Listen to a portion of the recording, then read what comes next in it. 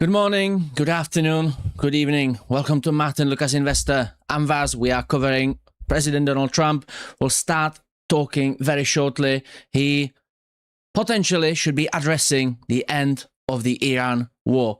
We are monitoring the stream currently. Thank you for joining me from Martyn's event.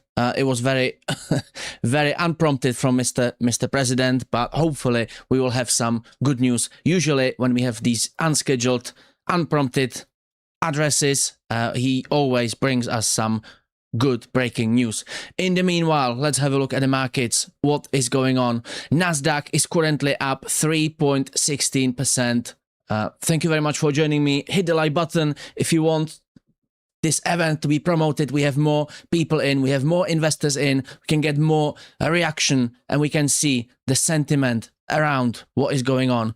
We are watching the White House broadcast. It will be starting shortly. President Trump should be talking in few minutes, literally. So bear with me. It won't be long. The S&P is up as well. US 500. Let's have a look at crypto. Where are we with crypto? Bitcoin up 4.5%. XRP up 2.5%. Ethereum pushing towards 5%. We have a little preview in here as well, just to put this all into perspective, and you can see the live prices running underneath me as well. I can see more and more people coming in. We are waiting for President Donald Trump to address the nation. We should get, hopefully, announcement regarding the Iran war. Currently, we are watching the markets. After the closing bell, S&P is slightly up. Nasdaq is well up as well. The S&P feed is not coming through. That should be similar to Nasdaq. I don't know why it's doing it. That's TradingView widget issue. XRP is up 2.5%.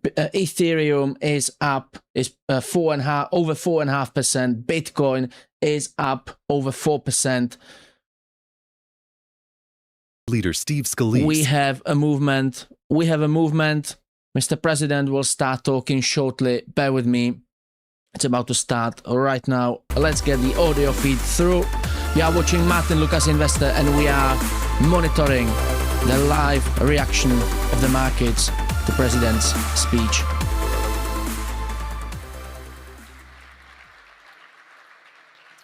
Thank you all so much. Have a seat for just a moment.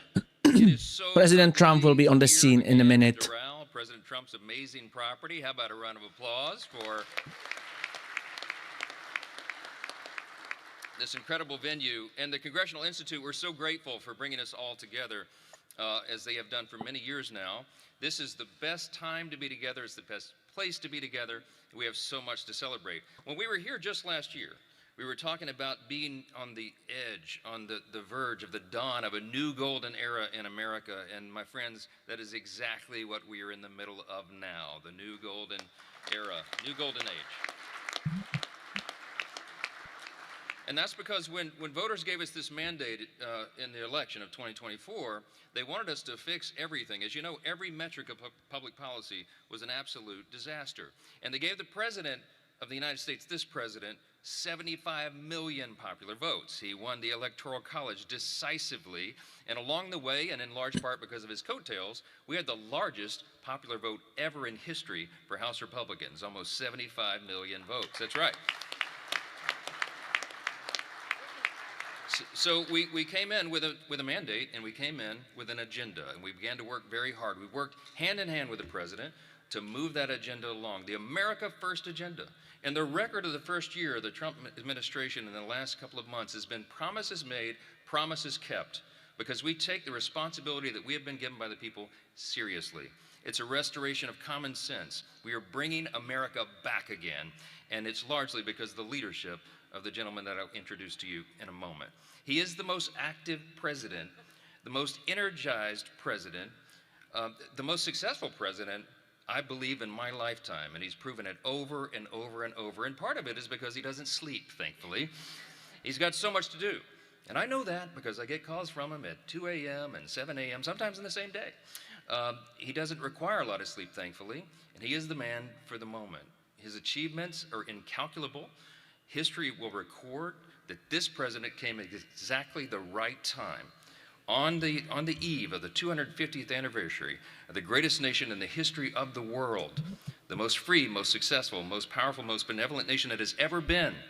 And we understand, and he understands, that it's not guaranteed. He understands that we have to fight for it every single day, and he does that every single day. Just in the last week, my friends, anytime this president sees a problem, he jumps right in to fix it. I've been involved in just what I've been involved in the last few days with him. Several days back, earlier in the week, he recognized that the growth of AI and the new tech and the need for data centers around the country and new energy sources. He pulled together all the leaders in the industry. He's the only person that has the gravitas to be able to do that. And he pulled them all together, and they signed the Ratepayer Protection Pledge to make sure that energy prices continue to go down and don't rise, even though the demand, that's right, it's a big thing. President Trump will be on the scene in a minute. Stand by. Leadership team's doing all of our thing, and I get summoned back to the White House. What is it now? Well, the president needs to save colleges and universities. The NIL, the name, image, and likeness madness has really gotten out of control, and the president's decided that he's the man to fix it, and he is. And so he summoned us all together, and I mean, you probably saw 60 of the biggest names in college sports and athletics and college administration, university administration, all summoned to the White House for a productive meeting to get the SCORE Act and our solutions done and finished up. A few days later, I turn on the TV. You know, I'm trying to rest a little bit. The president doesn't. Why? Because now he's back down here in South Florida, and he has brought together and created the New Hemisphere initiative to take out narco-terrorists and secure the hemisphere. This security for the Americas. It's a new initiative that he alone has conceived. This president never stops. There's so much to fix. We are covering President Donald Trump addressing the nation. Bear with me. He'll be on the scene in a minute. Hit the like button in the meantime. Thank you. We are all blessed to be a part of it, to work alongside him in the legislative branch and to get this done for America. We will continue to do that as we head in to the most important midterm election of our lifetimes. We all know that. Without further ado, my friends, I want to present to you not just our host and the property owner, but the 45th and the 47th President of the United States, Donald J. Trump. There we go. President Trump taking the stage. I cannot play music. They are playing music. It's for copyright reasons. They are playing very emotional, sentimental music now. So please stand by. President Trump will be talking in a minute. They completely cut the audio feed. They are just playing the music overlay. So I cannot play this for copyright reasons, but we will be back with the audio very shortly. It's a very emotional song about America. Don't know that song, but it feels right. Standing ovation for President Donald Trump. He will start talking shortly. And we should get the war in Iran addressed by President Donald Trump in a very minute.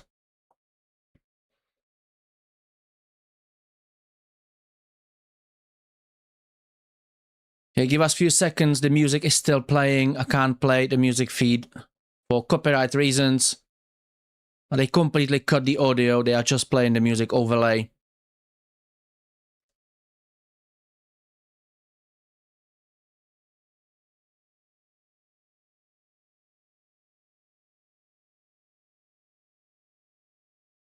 Still playing the music. Please bear with me a few more seconds. The music is now ending. The tune is ending. And the audio feed is coming back in. President Donald Trump, sit down. ladies We and have gentlemen. a little time. Just everybody. Thank you very much. And to our great speaker, Speaker Johnson. And hello to the men and women of one of the most consequential Republican majorities in history. It's not a big majority, but it's just about the most consequential. The job you've done is incredible. And they are members that are warriors and really people that are for the American people, and that's why you're doing well, and I think that's why we're going to continue to do well. We're fighting a little tradition, you know, historically the person that wins, Democrat or Republican, wins the presidency. For whatever reason, it doesn't work out, but we've done a lot. I don't know, I think we had the best first year of any president ever, and that includes you. You came along with me and you made it happen. So with your help and hard work, we're making America great again, and we're doing it much faster than we thought, and it's better, stronger, and our country is doing really well. I mean, at a level that nobody thought. We took a little excursion because we felt we had to do that to get rid of some evil. And I think you'll see it's going to be a short-term excursion. How good is our military, right? Amazing. How good. Short-term. Short-term. Thank you. They're great. You know, we all together, in my first term, we rebuilt our military. And I didn't know I'd be using it so much in the second term, but we have a military like no other. It's not even close. But I especially want to recognize the rest of our amazing House Republican leadership team and so many of my friends that are congressmen, some senators. We have some great people in this room, but including Majority Leader, a real brave guy, because I know the real story. I was there that night with him in the hospital when he was given a very small chance of living by a doctor who was very good, by a wife who was desperately in love with him. She cried so much. Because I've seen the other two. I've seen guys at the end of the line, the wives aren't exactly shaken up.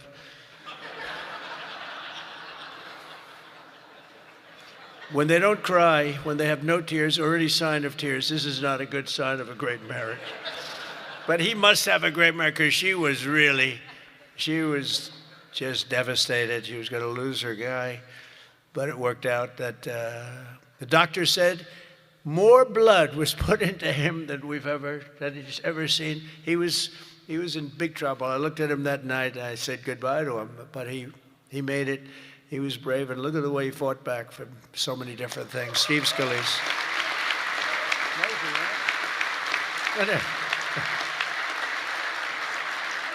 And we have another one, Tom Emmer, who I really got to know over the last few years, and I'll tell you, he's a winner. He's a champion with another great wife. We got good wives up in there. Let's say great wife, fine husband. But Tom is just a real champion and a winner, and you have a problem, you go to him, he gets it solved. So thank you very much. Great job. You've done a great job. And our conference chairwoman is Lisa McLean, and we all know Lisa. Don't get on her wrong side. It can be a very, very bad experience. Thank you very much. Great job, Lisa. Great job. And a very special thanks. You know, you broke a record. This is over 20 million. This is it's the biggest of these type of events that there's ever been by a lot. You know, you didn't just break it, you broke it by a lot. So I want to congratulate you. But there's just great spirit. The Republican Party has fantastic spirit. The level, I don't think, has been seen before. I really don't. We have to get a couple of people on board, which, you know, at least one case is virtually impossible. I wonder who that might be. A sick person. But I want to say a very special thanks to everyone at the Congressional Institute for helping organize this event. This has been amazing.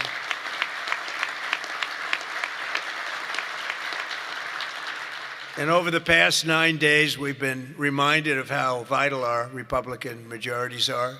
And it's, you know, it's America's future. We're really fighting because these people, you saw the other night at the State of the Union, you saw these people. They wouldn't stand for a mother who just lost her daughter by having her throat slit from behind. They wouldn't stand for the helicopter pilot who just got the Congressional Medal of Honor for landing safely in Venezuela, a helicopter with a lot of soldiers on that helicopter. And he was able to land it safely, and his leg was practically ripped off. And for those people that know about helicopters, you land them pretty much with your legs, right, Tom? You land him with the legs, and he was in bad shape, and He got that. Not only landed, he landed in exactly the right spot at exactly as blood was pouring down the aisle, which didn't make all of those soldiers in the back feel too good. They're looking at a pilot who's bleeding out. But they didn't want to stand for that. They didn't want to stand for a 100-year-old soldier who had left a legacy of bravery. Everybody talked about it for years, and it was time for him to get the Congressional Medal of Honor. They didn't want to stand for him. There's something wrong with those people, and we can't let them ever be in a position where they can lead this country again or destroy this country again, because we almost lost this country. This country was close to being lost. The representatives in this room provided the pivotal votes in securing a record $1 trillion for the United States military this year, and now the world is witnessing the importance of that investment with one of the most complex and stunning operations ever conducted, and that's Operation Epic Fury. That's a great name, isn't it? Epic Fury. That's even better than Midnight Hammer, which was pretty good too, right? That was where we knocked out their nuclear potential. That was a big day, because if we didn't do that, they would have had a nuclear weapon within 2 weeks. And I think we'd be in a lot different situation. And then you had, of course, what they did in Venezuela, how that was just so far so good. We've done a real job. We've got all good ones. If you go back and you look at Afghanistan with Biden, one of the worst, I think the most embarrassing moment in the history of our country. If you look at what happened with Jimmy Carter, also with Iran, but if you look at what happened with the helicopters and the hostages, it cost them the election. It was what a mess. The world respects us right now more than they have ever respected us before. Believe that. And because of Republicans, you people in Congress, the United States has by far the strongest and most powerful military on the face of the earth. We're the strongest military anywhere in the earth, and now everybody understands it. Together with our Israeli partners, we're crushing the enemy in an overwhelming display of technical skill and military force. Iran's drone and missile capability is being utterly demolished. The Navy is gone. It's all lying at the bottom of the ocean. 46 ships, can you believe it? In fact, I got a little upset with our people. I said, what quality of ship? Excellent, sir. Top of the line. I said, why did we just capture the ship? We could have used it. Why did we sink them? They said, it's more fun to sink them. I said, that's not. They like sinking them better. They say it's safer to sink them. I guess it's probably true. But think of it, we knocked out 46, and actually took 3.5 days. Their terrorist leaders are gone. We're counting down the minutes until they will be gone. Think of it, we had leaders, and they're gone.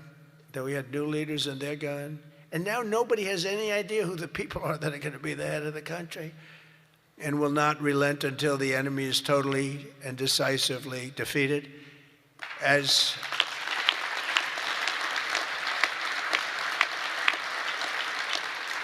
And remember, Iran did so many bad things.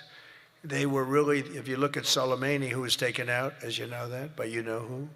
But if you look at Soleimani, the father of the roadside, you call it a roadside bomb because most people don't understand the different terms. It was where they plant bombs in roads as you drive by, happily drive by, the bomb goes off, and no matter how strong the armament, it just kills the people. Or you lose your arms, legs, and face. And those bombs got worse and worse, and he got happier and happier, and we took him out.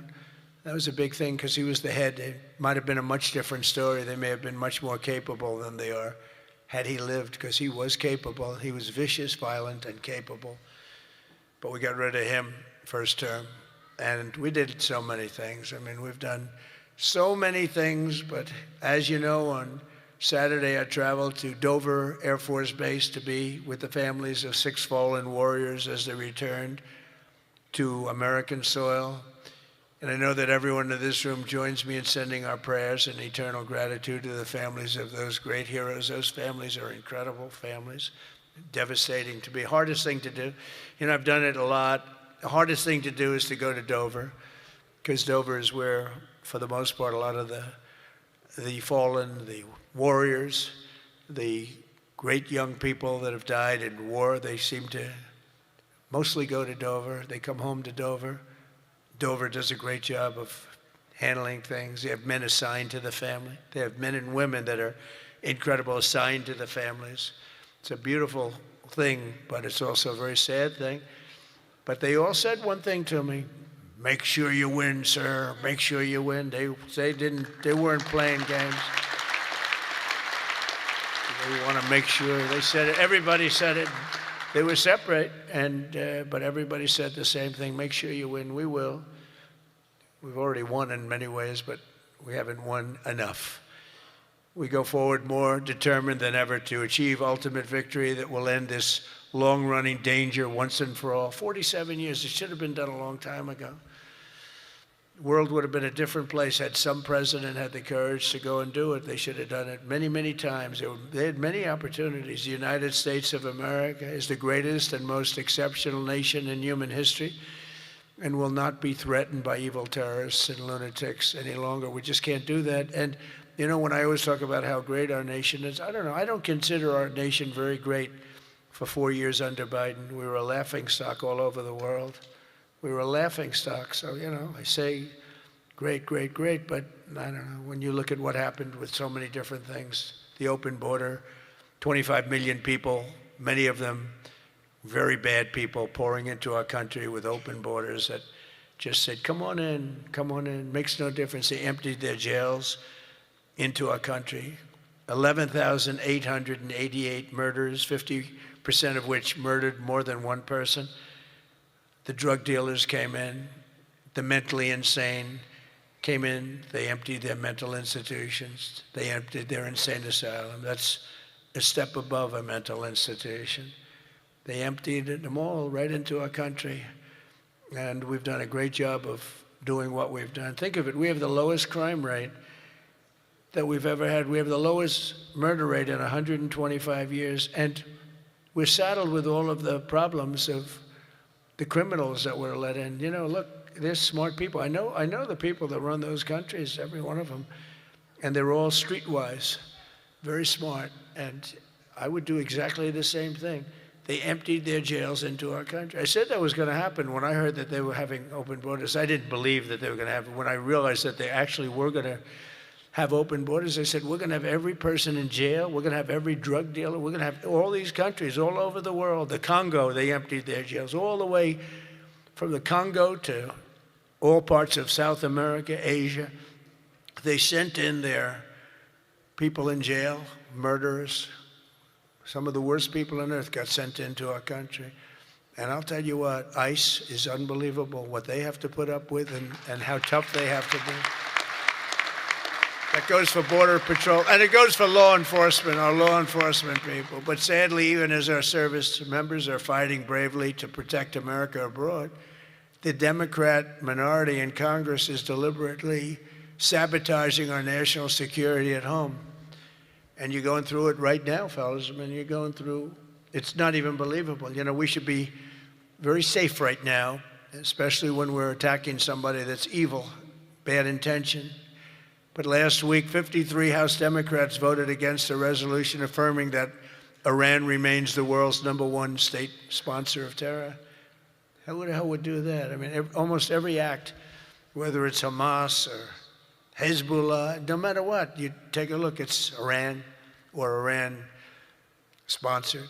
And even more outrageously, as we speak, Democrats have shut down the Department of Homeland Security. They've got it shut down. Do you believe it? Right now.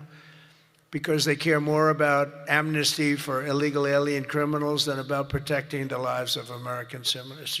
I mean, take a look at it. The American citizen is being scoffed at by Democrats. It doesn't make sense. None of this stuff makes sense to me, you know, when they sat and they wouldn't stand up for incredible people. They just refused to clap, stand up. By the end of the speech, by the way, they were all standing because somebody was passing them. No, you people are getting killed tonight. They were all, they'd stand up for everything I was saying. At the end, that last half hour, they were standing up for things that they shouldn't have stood up for. because they got the word, "You're getting killed tonight. Stand up and clap for the woman that just lost her daughter, please," to a violent criminal. But Democrats must vote immediately to reopen the Department of Homeland Security so that we have the resources to keep America safe. Okay, we have a slight update. We have a new feed directly from the White under our House. This is the pro-America, actual conference. This was the pro-worker, previous pro-family event. Let me just transfer into it very shortly. We will cover the main event. President Trump talking right now. Now, you add that up to all of the other things, Midnight This is the Hammer, main event. getting rid of the nuclear threat from Iran, which was a big moment in history, in my opinion, and the great success we've had in Venezuela and all other places. Every place we've gone, we've had tremendous success. But while we're doing all of these things, we're achieving major strides toward completing our military objective. And some people could say they're pretty well complete. We've wiped every single force in Iran out very completely. Most of Iran's naval power has been sunk. It's on the bottom of the sea. It's almost 50 ships. I was just notified it's 51 ships. I didn't know they had that many. Didn't last very long. And these are fighting vessels. They're meant to fight, but they're not meant to fight against us. We continue to target Iran's drone and missile capabilities. Their drones are way down. Their drone manufacturing's been hit starting today.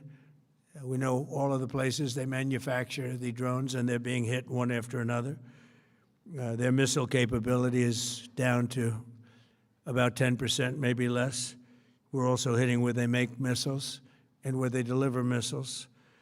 We've struck over 5,000 targets to date, some of them very major targets, and we've left some of the most important targets for later in case we need to do it. If we hit them, it's going to take many years for them to be rebuilt, having to do with electricity production and many other things. So we're not looking to do that if we don't have to. But they're the kind of things that are very easy to hit, but very devastating if they are hit. We are waiting to see what happens before we hit them. We could take them all out in one day, but it's all resulting in a 90% decline in various things, but in particular, Iranian missile launchers and 83% drop in drone launchers. As you know, the drone launchers are pretty well shot, but we're at over 90% decline in the Iranian missile launchers, which is very hard to reproduce and very hard to get.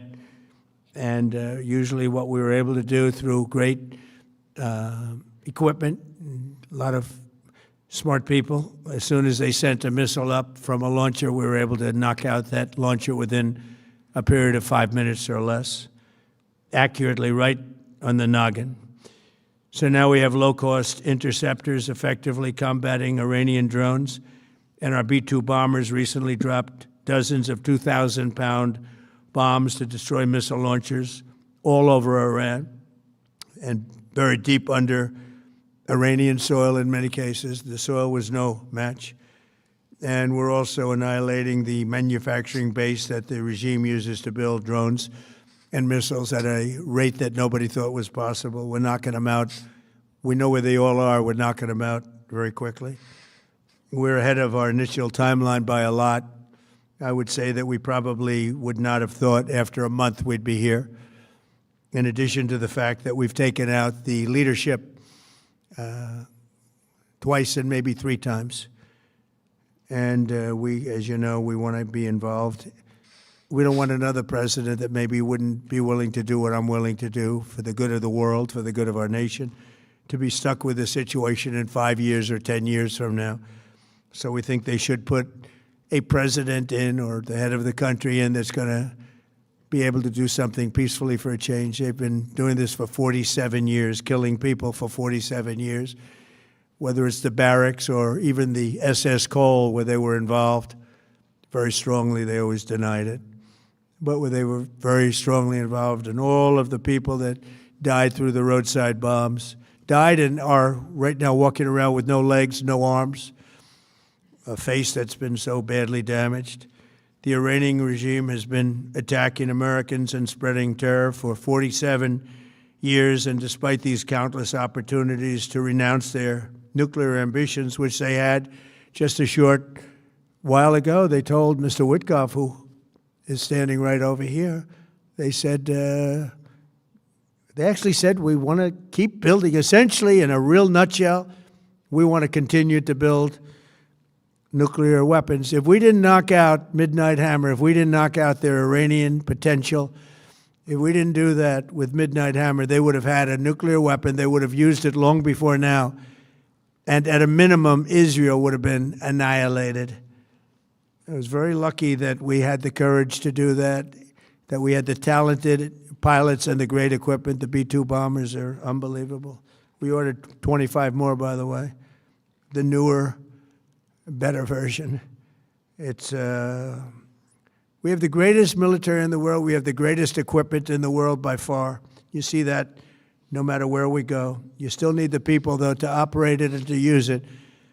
And those are the people that we cherish. Even after we obliterated their key nuclear sites in Operation Midnight Hammer, they never negotiated in good faith. They still continued to say, we want to build nuclear. We want enrichment at levels that were unacceptable.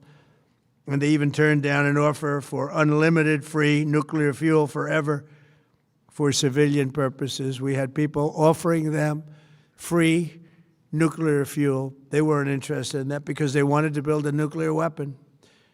So instead, the regime was trying to reconstitute its weapons program at a different site.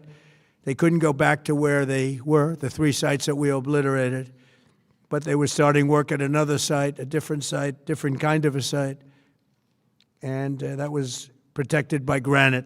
They wanted it protected. Granite's pretty good, but they wanted it protected by a lot deeper. They wanted to go a lot deeper, and they started the process while rapidly building conventional ballistic missiles. They were going to do it all at the same time that threatened our overseas bases and soon could have reached even our homeland. The regime's intention was to use this exponentially growing ballistic missile threat to make it virtually impossible to prevent them from obtaining a nuclear weapon.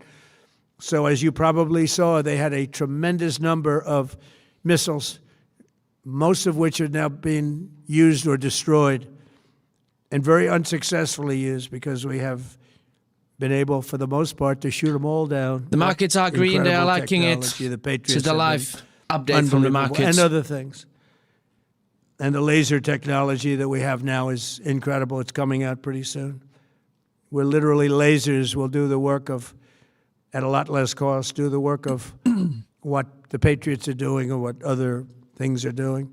The situation was very quickly approaching the point of no return, and the United States found it intolerable, in my opinion, based on what Steve and Jared and Pete and others were telling me, Marco, so involved, that I thought that they were going to attack us. I thought they would, if we didn't do this at the time we did it, I think they had in mind to attack us. And if you notice, they did something which was very foolish, very stupid, I would say. They attacked their neighbors. And their neighbors were largely neutral, or at least weren't going to be involved, and they got attacked.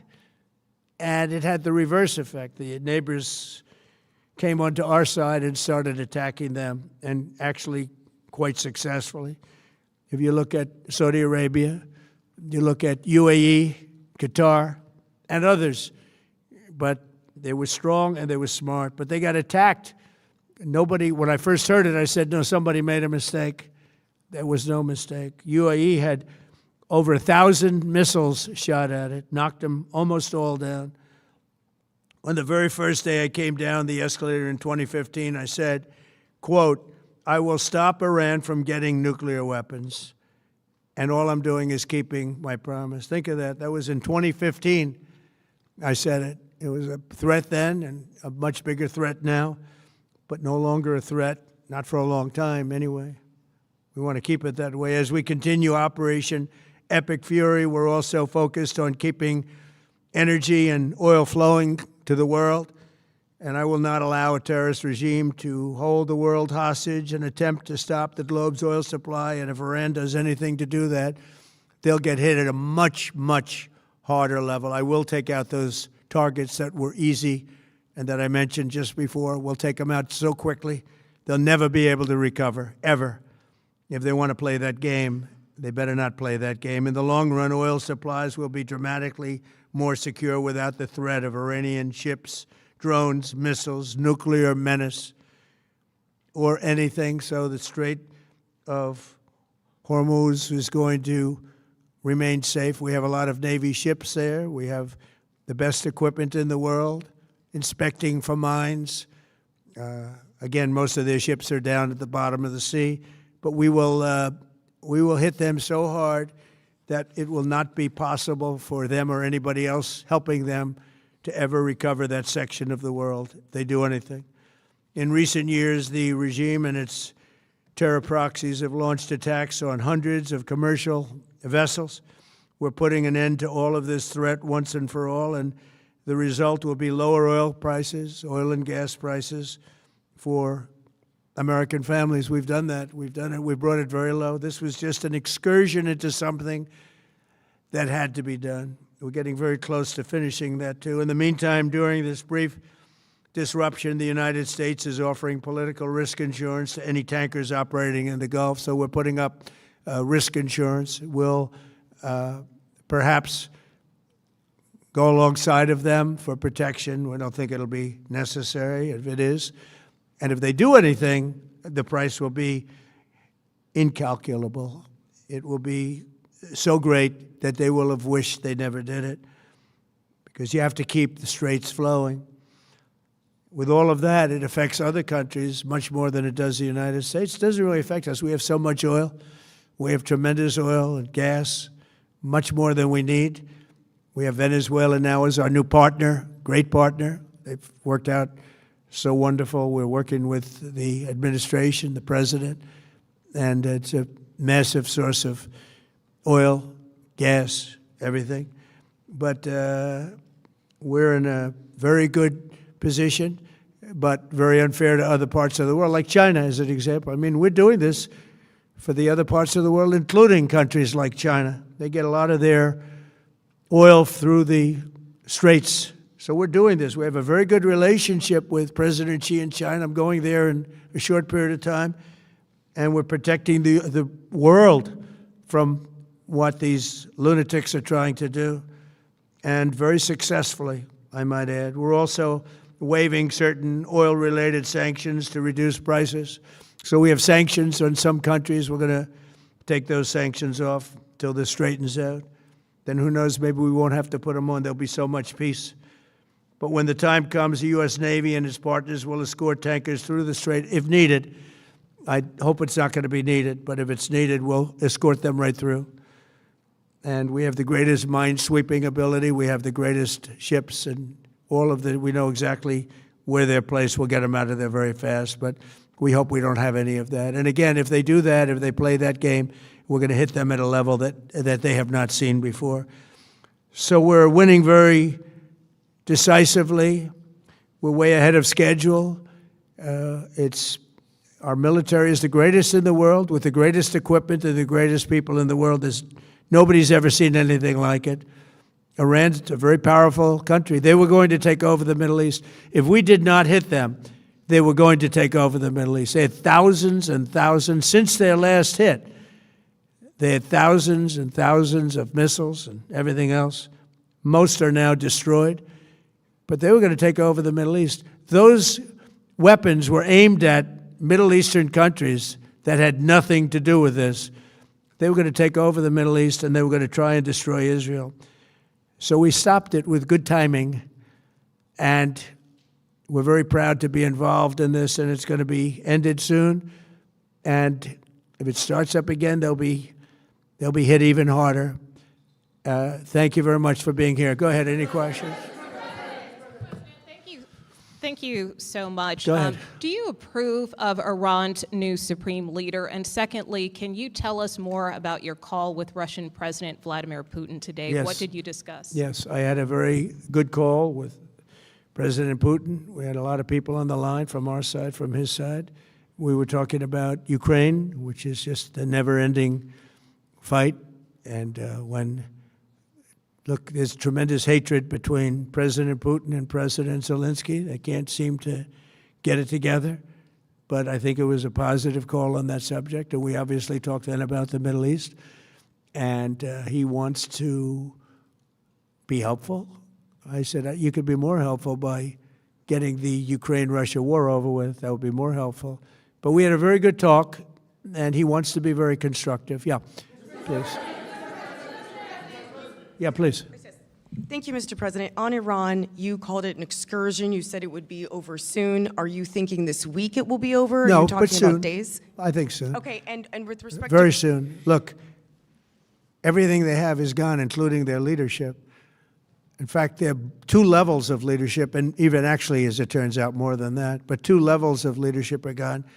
Most people have never even heard about the leaders that they're talking about. So it's obviously been very, very powerful, very effective. With respect to Cuba, you said that Cuba wants to make a deal. Yes. What would the United States get in return for that, and why should Americans trust Marco Rubio to negotiate it? Well, Marco Rubio is doing a great job. I think he's going to go down as the greatest Secretary of State in history.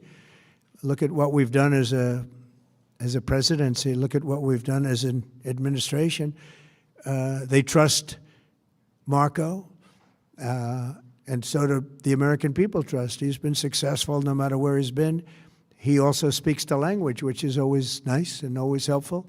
But he's dealing, and it may be a friendly takeover. It may not be a friendly takeover. It wouldn't matter because they're down to, as they say, fumes.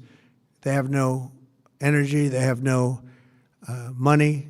They're in deep trouble on a humanitarian basis.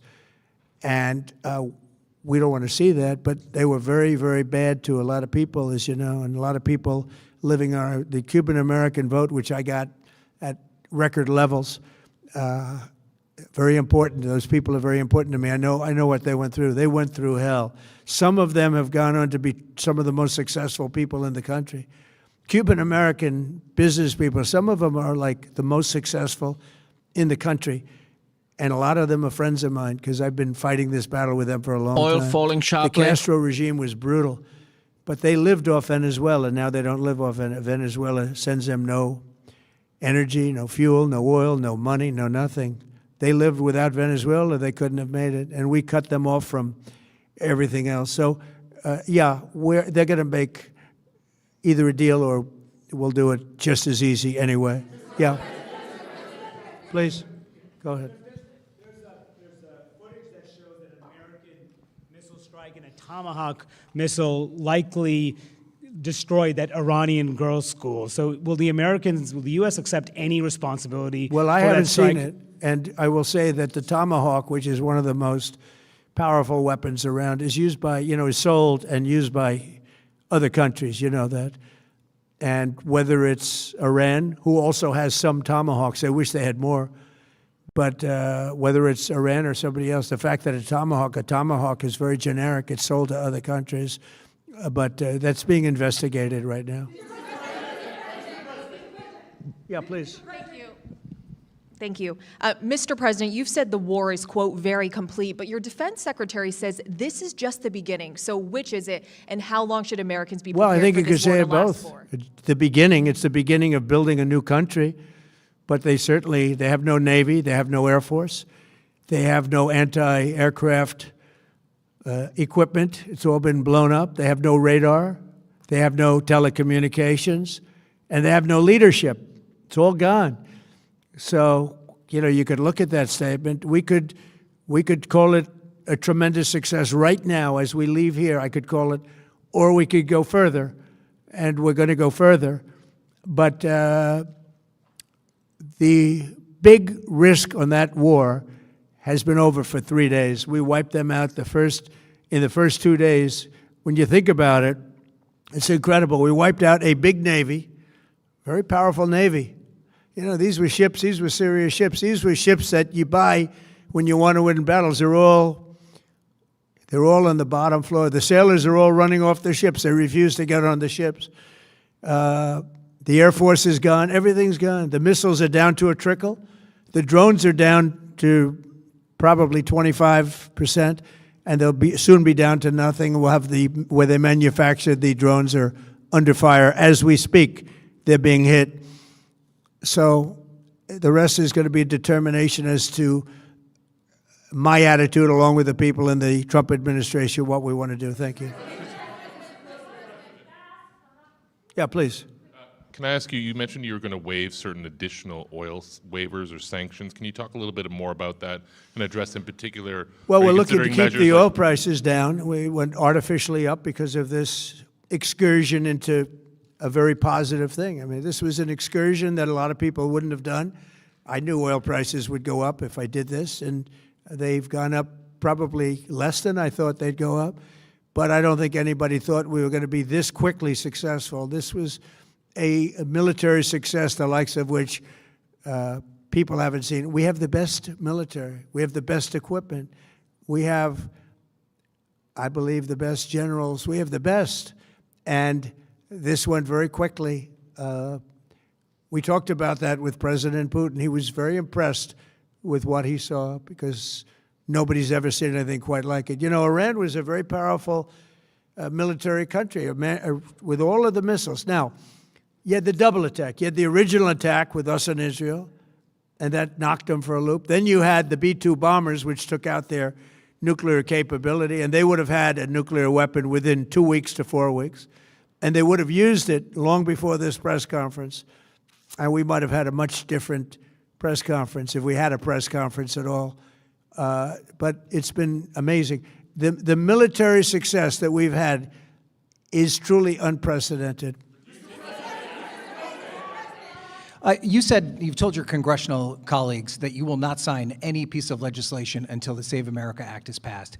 Does that include the confirmation of Senator Mullen as your next DHS secretary? Does that mean a DHS funding bill? And Senator Thune said today, it's not a matter of whether or not your Republican colleagues agree with the policy, it's about changing the process. In other words, getting rid of the filibuster to get there. So in order to get it, you're going to need Democrat votes. And what we're saying is the Save America, not the SAVE Act, which nobody knew what it was, the Save America Act, the Save America Act. And that's voter ID. We want voter ID. We want to be able to see a picture of the voter. We want to be able to see that the voter is legitimate. We want, very importantly, confirmation that this voter is a citizen of the United States of America, and we want no mail-in ballot scams. So we have exceptions for the military, for sick, for disabled, and for people that are away, business trips or whatever. Even vacations will be very liberal in that. We've added two things to it: no men in women's sports and no transgender mutilization of our children. We don't want it's mutilization of our children, and we don't want that. So we added those two things. That's the 5 points. We have 5 very good points. It polls at 86% with Democrats. Think of that. The overall vote is 86%. With Republicans, it's 98%. And the only one opposed to it is a Democrat leadership because they cheat. They want to cheat. So we added those 2 points. We're going for the gold, and we're going to have to fight like hell. Now, certain things will happen. Certain things will take place. I'm here to do a great job for the country. But we don't have a country if we're going to have elections that are so corrupt and so dishonest like we've witnessed over the last period of time. You know, as an example, virtually nobody has nobody has a system of mail-in ballots like we have. No other country in the world. France went away from it. They all went, you know why? Because it's corrupt. And Jimmy Carter, when he had a commission, frankly, I think it's probably the best thing Jimmy Carter did. He said, you can't have mail-in voting because it's inherently dishonest. And it's turned out to be totally dishonest, so we're going to fight for it. Yeah. Has Iran activated any sleeper cells inside the U.S.? There's reports that they have press that trigger button to activate those cells, at least abroad? Well, they've been trying for a long time. We've been very much on top of it. One of the things we have to do is get the Democrats to stop the Democrat shutdown, because, as you know, the apparatus that looks into that, Schumer and the Democrats have shut it down, which tells you they probably hate our country a lot. But the Democrats have to open that up.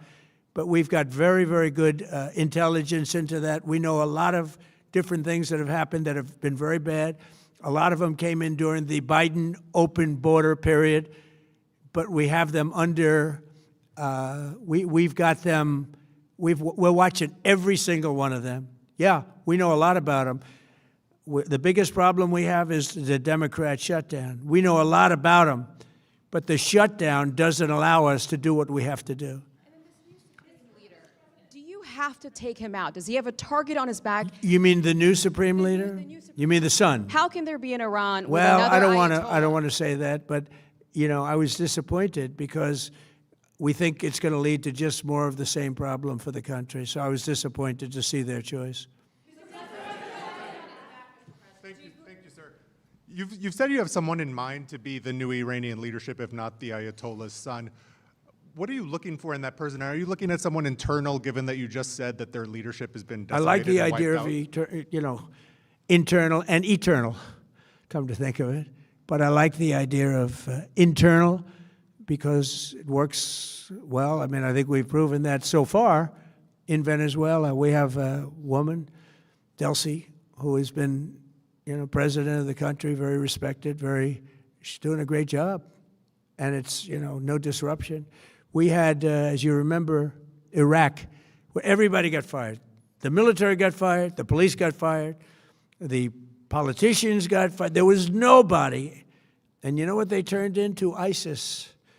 And we don't want that. We don't want that. So I would like to see people that are inside go. Now, they talk about the son of the Shah. They talk about other people. But, hasn't been there in many, many years. We have a formula that's been very good so far, and I think it'll continue to be good. The relationship is extraordinary with Venezuela, smart country. We've taken out 100 million barrels of oil. It's right now in Houston being taken care of and made so beautiful. And you have to see this at work. They have, it's brought to the refineries. It's being refined in Houston, which is made exactly for that product. And so far, but it's 100 million barrels of oil, and now they have another 100 million barrels coming. And it's like a partnership. We're getting along so well with them. It's great for Venezuela, and it's great for the United States. Yeah, please go ahead. Mr. President, you just suggested that Iran somehow got its hands on a Tomahawk and bombed its own elementary school on the first day of the war. But you're the only person in your government saying this. Even your defense secretary wouldn't say that when he was asked, standing over your shoulder on your plane on Saturday. Why are you the only person saying this? Because I just don't know enough about it. I think it's something that I was told is under investigation. But Tomahawks are used by others, as you know. Numerous other nations have Tomahawks. They buy them from us. But I will certainly, whatever the report shows, I'm willing to live with that report. Yeah, please. You said earlier that we've already won in many ways, but we haven't won enough. What do you consider enough? What's your baseline? Where they're not going to be starting the following day to develop a nuclear weapon. Where they'll look at that man and some other people from the administration and say, all right, we're not going to do it. They were not willing to say that. And when Steve called up and he said that to me, I said, well, here we go. Let's do it the hard way. But the hard way, I think, is probably the easy way. When basically I can see that they will no longer have any capacity whatsoever for a very long period of time of developing weaponry that could be used against the United States, Israel, or any of our allies. We have great allies in the Middle East, great countries that are allies. And they were staying out of it until they got hit. Someday they'll have to do a story. Why did he do that? Why did they do that? But they were going to hit them. If I didn't hit them first, they were going to hit our allies first. I believe, upon information and belief, But I believe that he was going to, they were going to take over the Middle East. They were looking to take over the Middle East. Now, had Operation Midnight Hammer not taken place, that was definite, because they would have had a nuclear weapon within a matter of weeks. But that took place. That was a setback. But look at the number of missiles they were able to buy and make over the last 6 months. And those missiles were aimed at various countries. And when you look at over 1,000 missiles shot at like UAE, they were looking to take over the Middle East. We got there first. We're lucky. I'll tell you what, the Middle East and those countries, very rich countries, are very lucky that I was president instead of somebody else.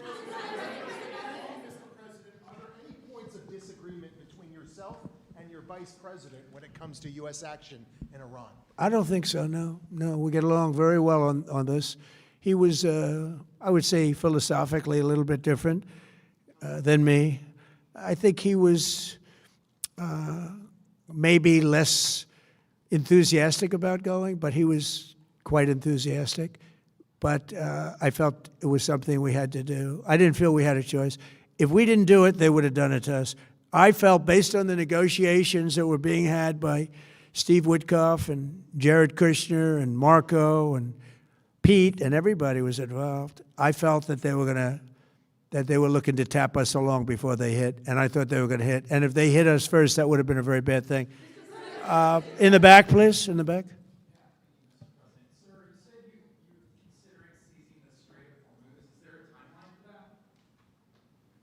About the Strait, you mean? Yeah, well, I want to keep it open. I want to keep it good. You know, it doesn't pertain to us so much as it does to China. We're really helping China here and other countries because they get a lot of their energy from the Straits. But, hey, look, we have a good relationship with China. It's my honor to do it. Yeah. You have called him an unacceptable choice. So does he have a target on his back? And how can you say I don't want to say whether or not he does, because that would be inappropriate. But, hey, look, I had a target on my back because, as you people wrote pretty well, they caught the assassin that was after me. So we just got them first. But they caught the assassin. They have him now in custody that was after me. So, you know, but people don't like to mention that, but they did catch him. And I'd like to congratulate our military, Secret Service, FBI, all of the people that worked on that, but they did. Yeah, please. Go ahead. No, go ahead, please. Thank you, Mr. President. You promised the Iranian people you would help them, but it sounds like you're willing to end this fight after your military objectives have wrapped up. Isn't that a betrayal of the people? Will I help them? I'd like to, if they can behave, but they've been very menacing. You know, they're great people. They have an amazing population. It's amazing, smart, brilliant, energetic. They have a great, I'd love to help them, but they have to be in a system that allows them to be helped. And right now they're in a system that only allows failure. And I don't want that. And I want a system that's not going to be attacking us. We want a system that can lead to many years of peace. And if we can't have that, we might as well get it over with right now. Yeah, please. President, as of today, there have been 8 U.S. military fatalities associated with the war in Iran. How many American deaths are you willing to have in this war? Well, as I said before, when you have conflicts like this, you always have death. And I was at Dover yesterday. I met the parents, and they were unbelievable people. They were unbelievable people, but they all had one thing in common. They said to me one thing, every single one: finish the job, sir. Please finish the job. And I'll leave you at that. Thank you very much, everybody. Thank you. Thank you.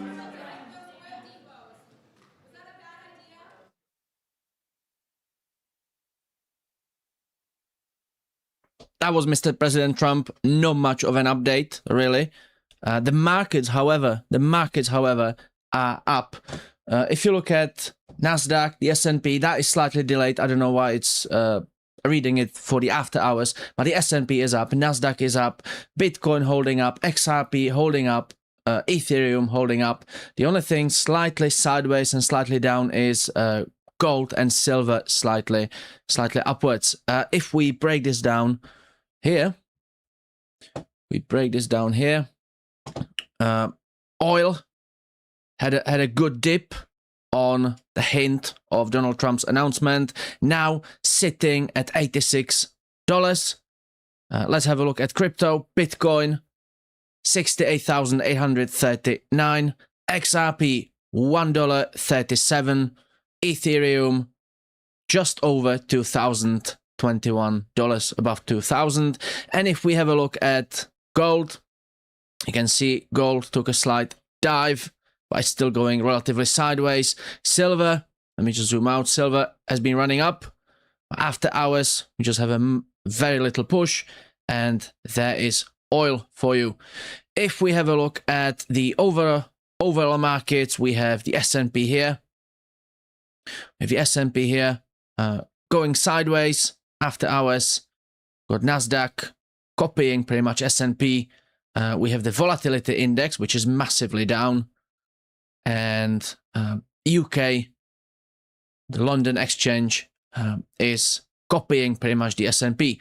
So what I'm going to do now, we'll close the poll. You were expecting, will President Donald Trump announce end of Iran war? Yes, 31%, no, 54%, undecided, 15%.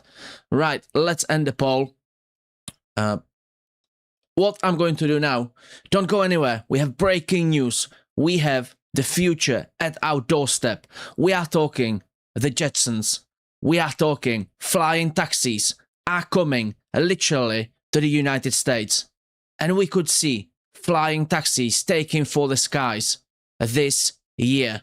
We just got announcement by the Department of Transport and the FAA, Federal Aviation Administration, that the flying taxis, the advanced air mobility, got the green light and they are ready to take off. That will be the next event. Stay where you are. Give me 5 minutes and I will start the next event and I will talk you through and I'll explain what it means for you as an American citizen, for you as a tourist coming to the United States, and for you mainly as an investor. So I will leave you. Stay where you are. I will end this event and I will follow with more news from the future, because the future is happening now. Thank you for joining me. Take care of yourselves and each other.